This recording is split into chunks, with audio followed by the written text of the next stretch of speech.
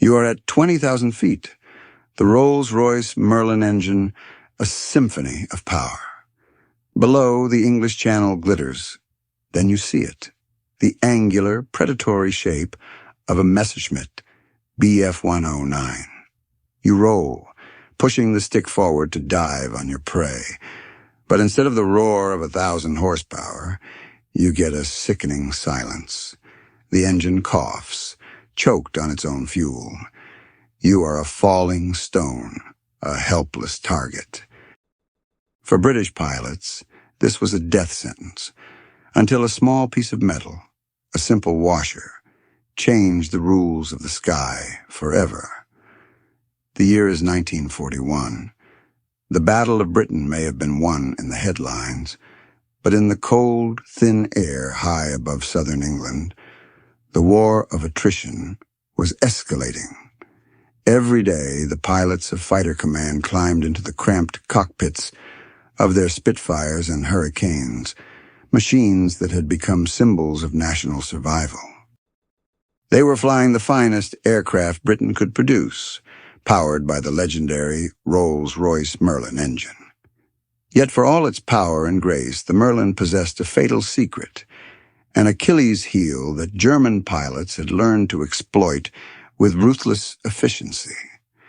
The duel in the skies was not just one of man against man, but of machine against machine, a contest of competing engineering philosophies.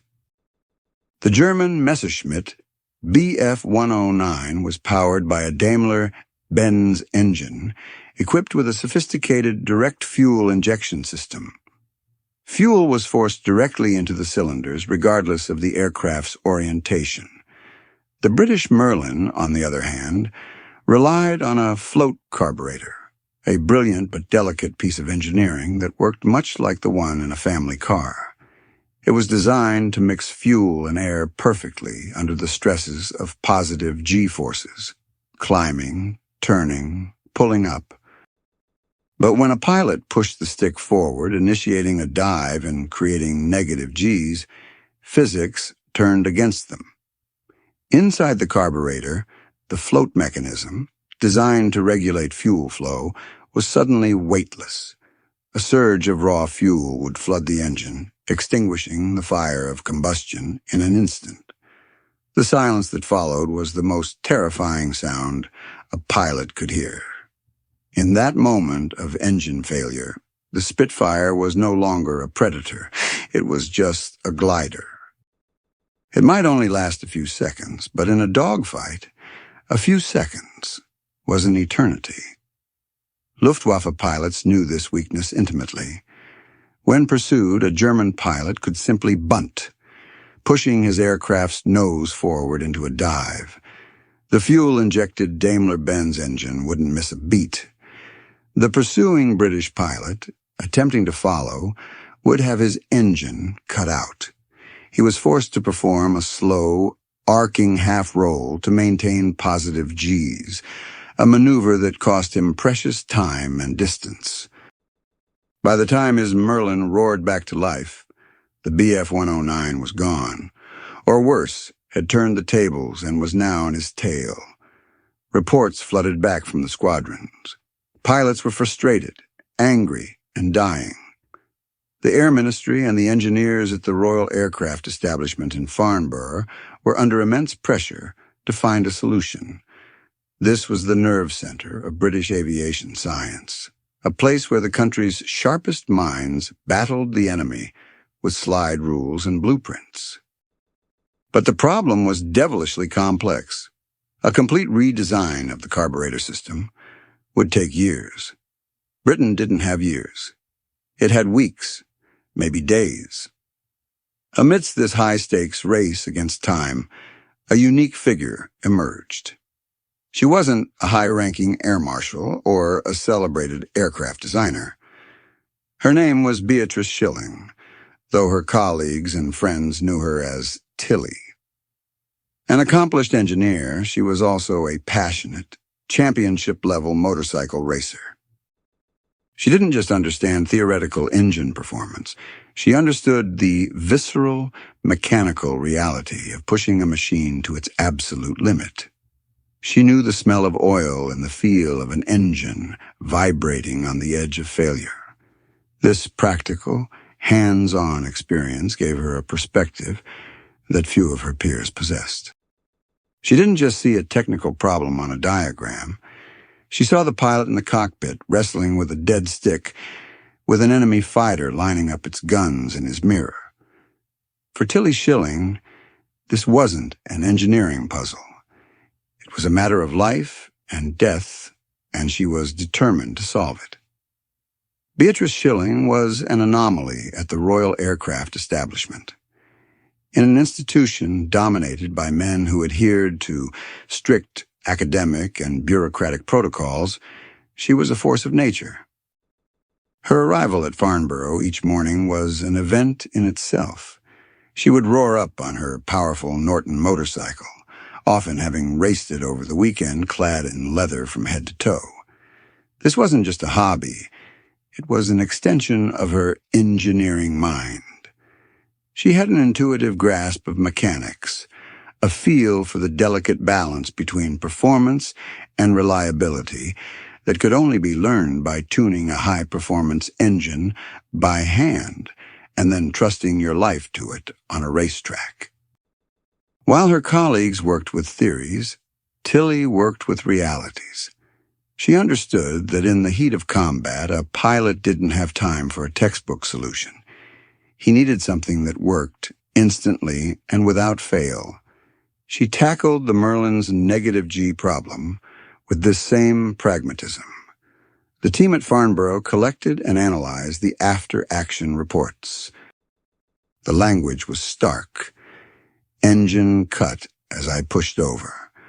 Lost sight of Hun during dive. Forced to break off attack.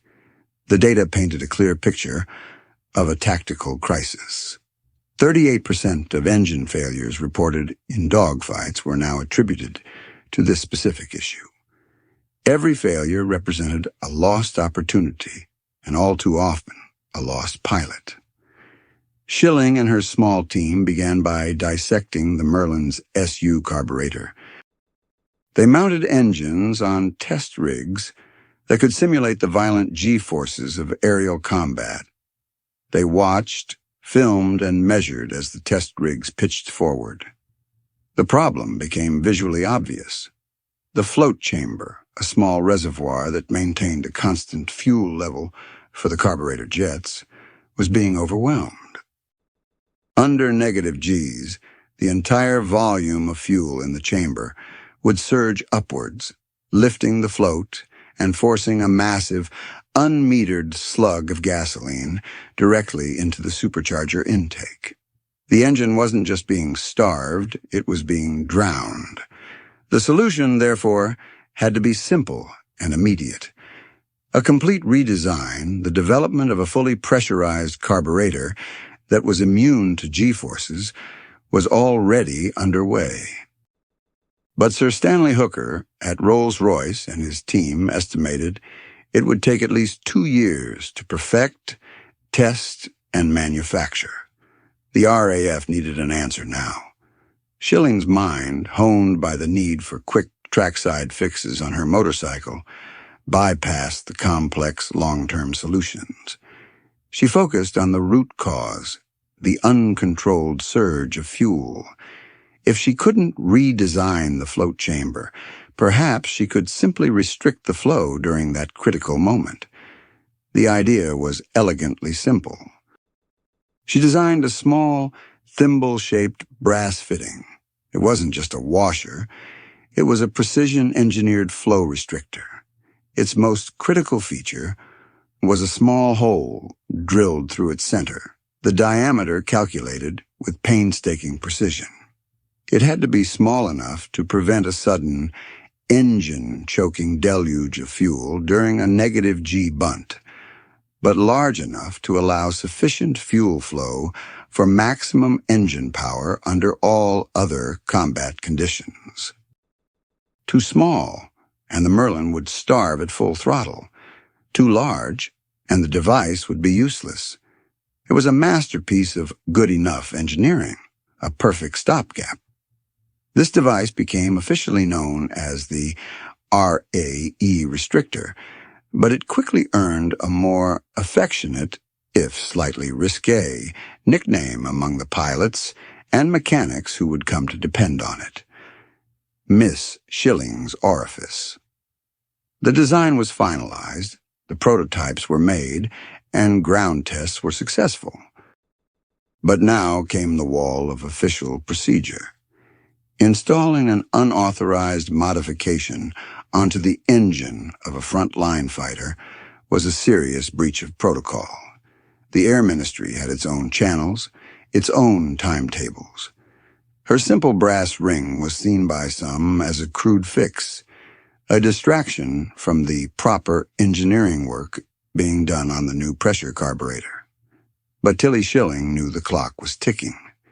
Every day of delay meant more pilots facing the enemy with a known fatal handicap. She had the cure, but it was sitting in a box in her workshop at Farnborough while men were dying in the skies over the channel. Frustration mounted. Her pragmatic, action-oriented nature rebelled against the slow-moving bureaucracy. She knew that to prove her device worked, she couldn't rely on memos and reports. She needed real-world data from the one place that mattered: a combat patrol.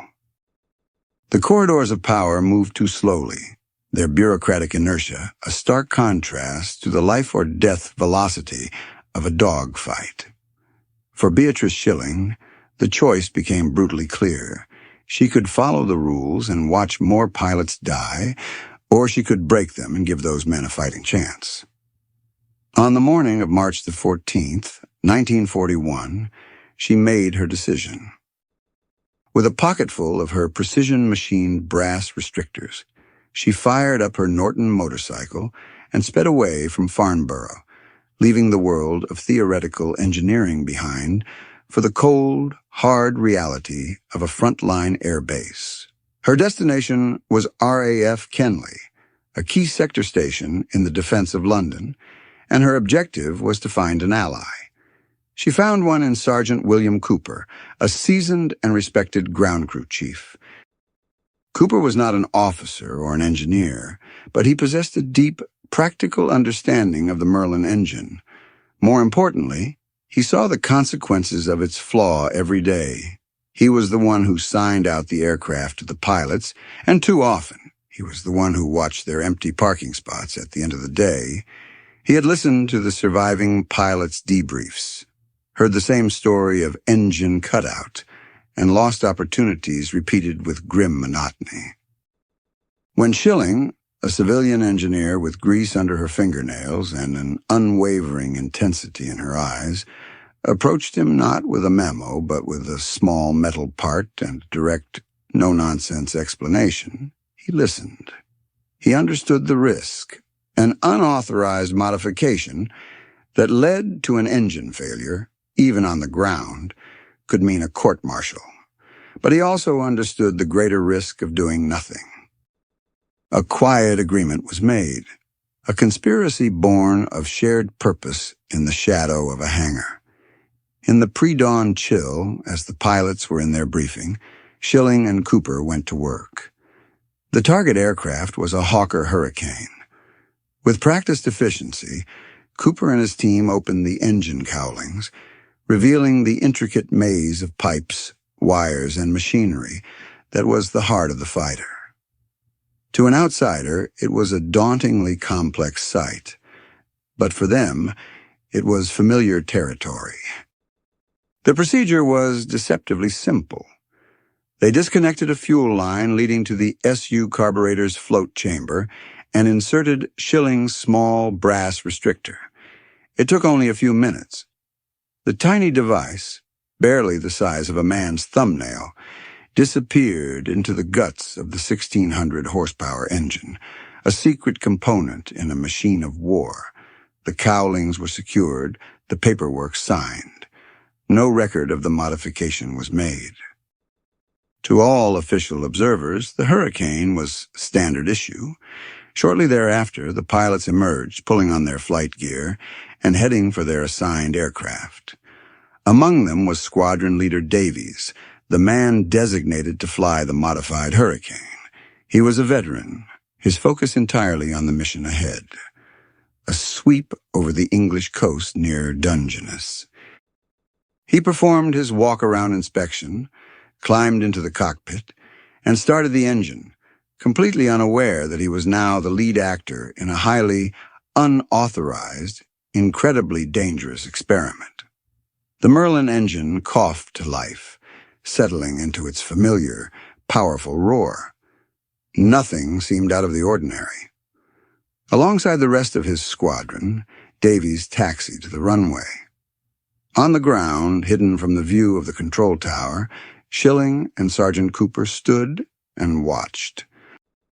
Their careers, and more importantly, Davies's life, were now airborne. As the squadron of Hurricanes accelerated down the runway and lifted into the gray morning sky, the two conspirators could only wait. The theory was sound, the ground tests were promising, but the only test that mattered was about to take place at 20,000 feet, against a determined enemy. For Beatrice Schilling, the wait was agonizing.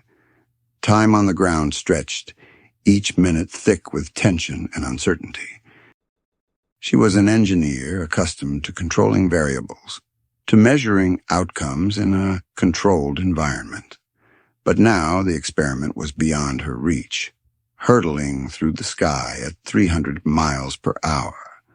The fate of her invention, and of Squadron Leader Davies, was in the hands of fate and the Luftwaffe. In the air, the patrol was initially uneventful. The Hurricanes climbed to their operational altitude, their pilots scanning the vast emptiness of the sky, searching for the telltale black specks that would signal the arrival of the enemy. Over the coast of Dungeness, they found them. A formation of Messerschmitt Bf-109s was sighted, flying at a slightly lower altitude. The classic tactical situation presented itself. The R.A.E fighters held the height advantage. Davies, leading his section, spotted his target. He rolled his Hurricane onto its side and, without a second's hesitation, pushed the control stick forward, committing his aircraft to a steep, brutal dive. This was the moment of truth. In a standard Hurricane, this maneuver would have been the beginning of the fatal sequence. The negative G push, the surge of fuel, the choked silence from the Merlin engine.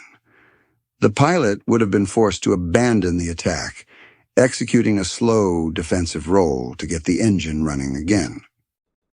But this was not a standard Hurricane. As Davies nosed over, the small brass restrictor, deep within the engine, did its job. It acted like a dam, holding back the sudden flood of fuel. It allowed only a precisely metered trickle to pass through, just enough to cause a momentary, harmless gasp from the engine. A rich mixture cut, but not enough to drown it. The Merlin kept firing. For the first time, a British pilot in a Merlin-powered fighter could follow a Bf-109 into a dive, maintaining full power and full control. The German pilot below, likely anticipating his pursuer to fall back as usual, was caught completely by surprise. Davies held the dive, the roar of his engine, a constant reassuring presence. He closed the distance with terrifying speed, his gun sight filled with the angular shape of the Messerschmitt. He squeezed the trigger. 8 Browning machine guns erupted, a torrent of lead that tore into the German fighter. The attack was swift, decisive, and entirely new. When the squadron returned to RAF Kenley, the atmosphere on the ground was electric. Davies climbed out of his cockpit, his face alight not with relief, but with exhilaration. He immediately sought out Sergeant Cooper, bypassing the usual intelligence debriefing. He didn't know exactly what had been done to his aircraft, but he knew it was different. "I don't know what you did," he reportedly exclaimed, "but I was able to keep on the Hun's tail in a dive for the first time." The news spread through the airbase like wildfire. Pilots who had been living with the Merlin's frustrating and dangerous flaw for months suddenly saw a solution. They crowded around Cooper and Schilling, demanding to know what had been done. The success of the unauthorized test broke through the bureaucratic dam. Word reached the highest levels of fighter command with astonishing speed. This wasn't a theoretical improvement detailed in a dry report. This was a combat-proven advantage, a story told by a pilot who had just returned from a successful mission that would have been impossible just hours earlier. The demand was instantaneous and overwhelming. Every squadron wanted the modification. There was no more time for committees or lengthy approval processes. The results spoke for themselves. The Air Ministry, faced with undeniable proof and immense pressure from its frontline commanders, had no choice but to act. The small, unassuming brass washer, born from the mind of a rebellious engineer, was fast-tracked for immediate production and distribution. The gamble had paid off.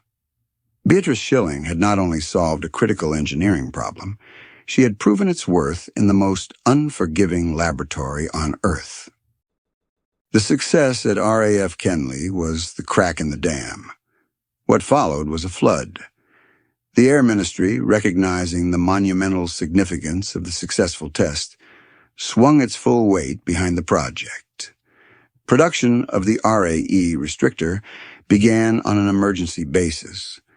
Small engineering firms across the country were tasked with manufacturing the simple brass components to Beatrice Schilling's exact specifications, but production was only half the battle.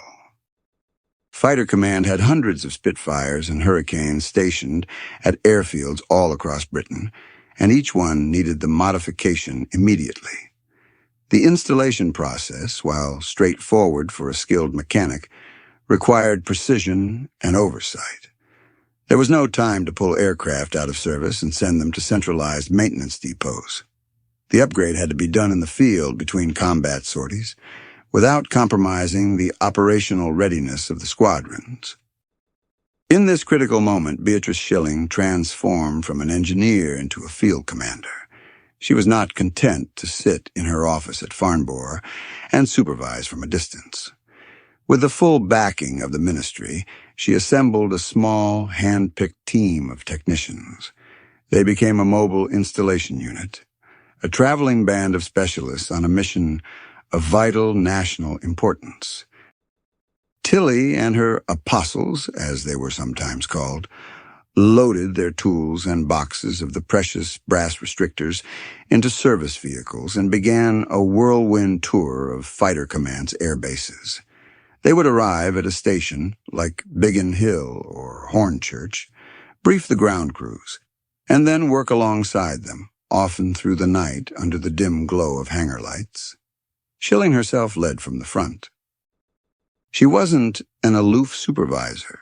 She was an active participant, her hands as greasy as any mechanic's. She demonstrated the installation process, answered technical questions, and imbued the exhausted ground crews with a sense of urgency and purpose. Her presence was a powerful symbol. Here was the inventor of the device, a top civilian scientist, working on the flight line, ensuring her creation was implemented correctly.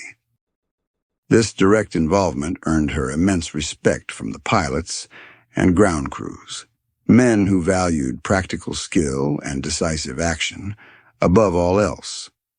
The pilots, in particular, greeted her arrival as that of a savior. They had been fighting with one hand tied behind their backs, acutely aware of a technical inferiority that no amount of courage could overcome. Miss Shilling's orifice was more than just a piece of hardware. It was a promise. a promise that they could now dictate the terms of engagement, that they would no longer be forced to break off an attack at the most critical moment.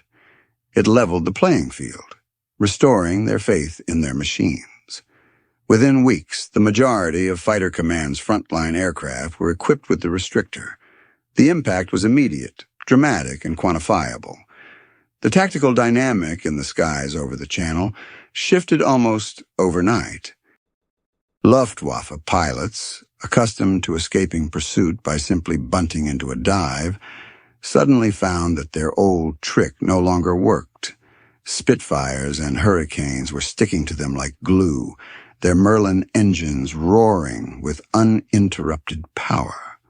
And the psychological effect on both sides was profound. For the British pilots, it was a surge of confidence. For the Germans, it was the introduction of a dangerous new uncertainty. The data confirmed the anecdotal evidence. In the month of April 1941, immediately following the widespread installation of the restrictor, the RAF's kill-to-loss ratio against the Bf-109 saw a significant improvement. The number of engine failures attributed to negative G maneuvers plummeted from a crisis level of 38% to virtually zero. It was one of the most rapid and effective technological turnarounds of the entire air war, all thanks to a device that cost pennies to make and a woman who refused to take no for an answer. Beatrice Schilling's invention was never intended to be the final word on the matter. It was, by its very nature, a brilliant piece of triage, a battlefield dressing applied to a critical wound. The engineers at Rolls-Royce, led by the formidable Sir Stanley Hooker, were still hard at work on the ultimate solution, the Bendix pressure carburetor.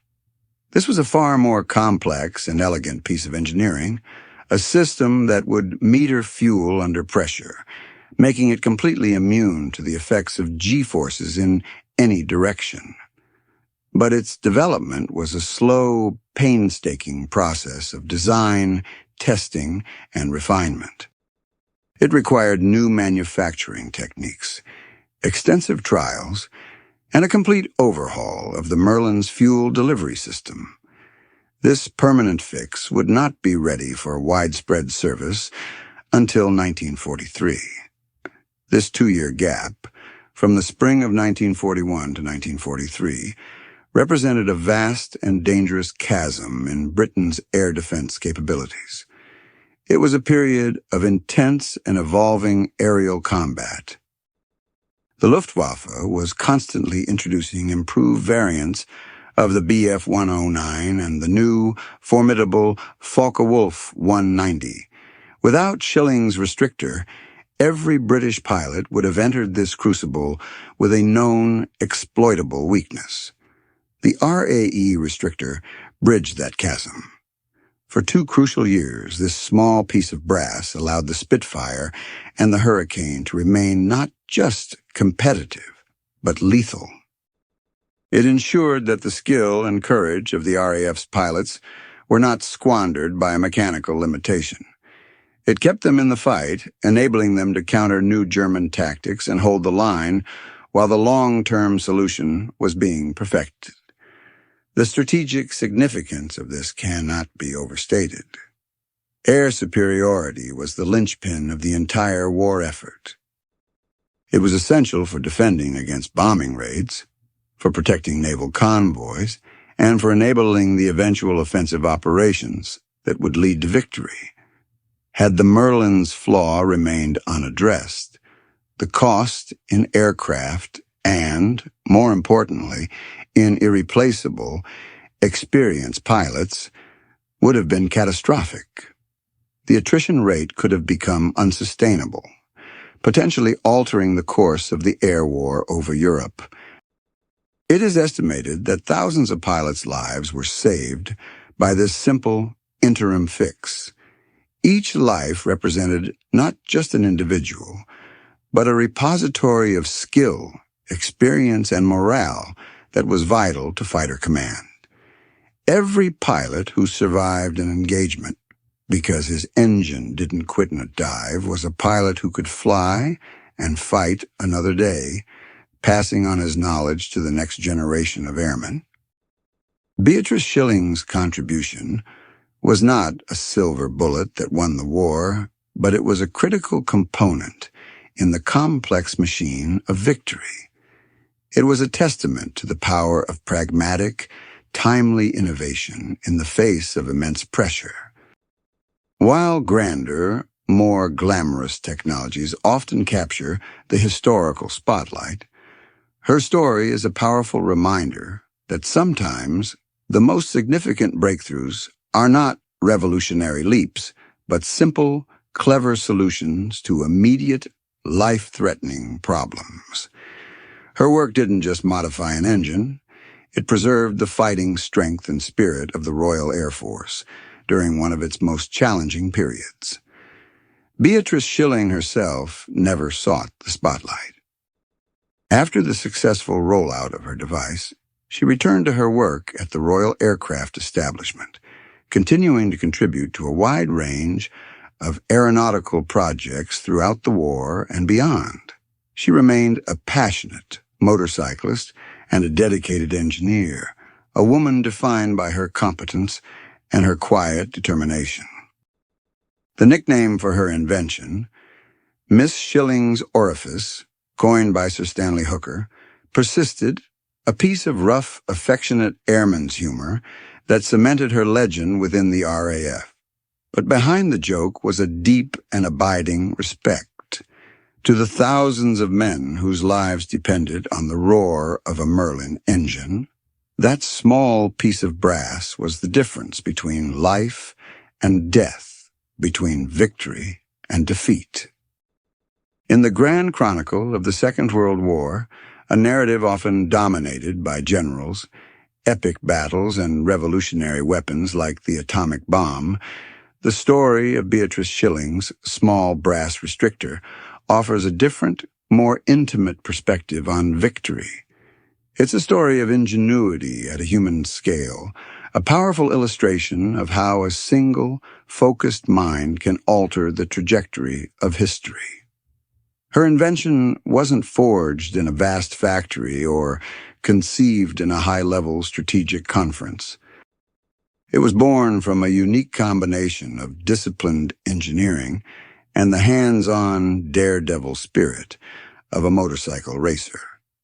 She saw the problem not as an abstract equation on a chalkboard, but as a fatal, heart-stopping moment of silence in a cockpit miles above the earth. This empathy, this ability to connect the theoretical with the terrifyingly practical, was her true genius. The legacy of Miss Schilling's orifice is multifaceted.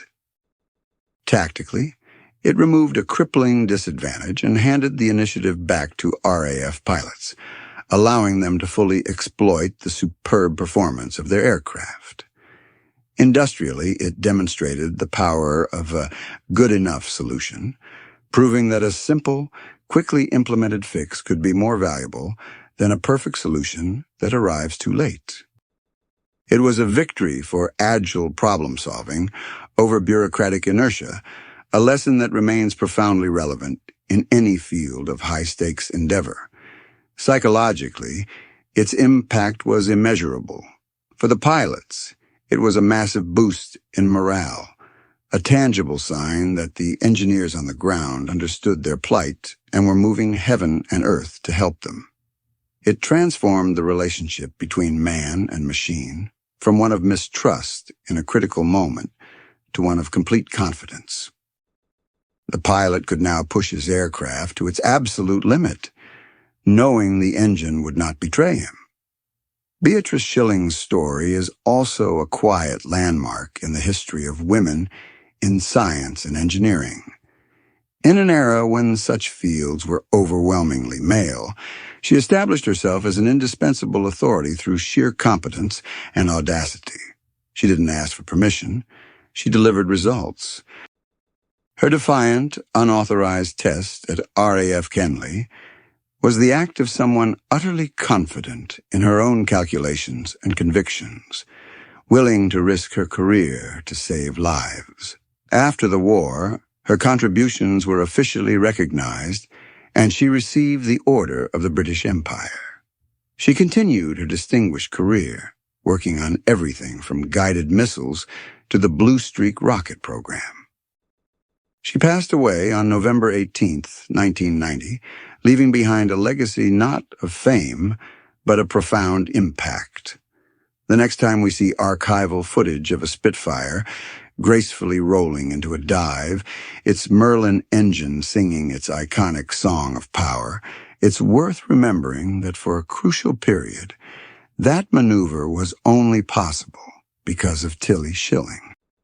Her simple brass washer, a 50-cent solution to a multi-million-pound problem, remains one of the greatest unsung triumphs of the Second World War, a testament to the fact that sometimes the course of a global conflict can be changed not by a thunderous explosion, but by a quiet, brilliant idea.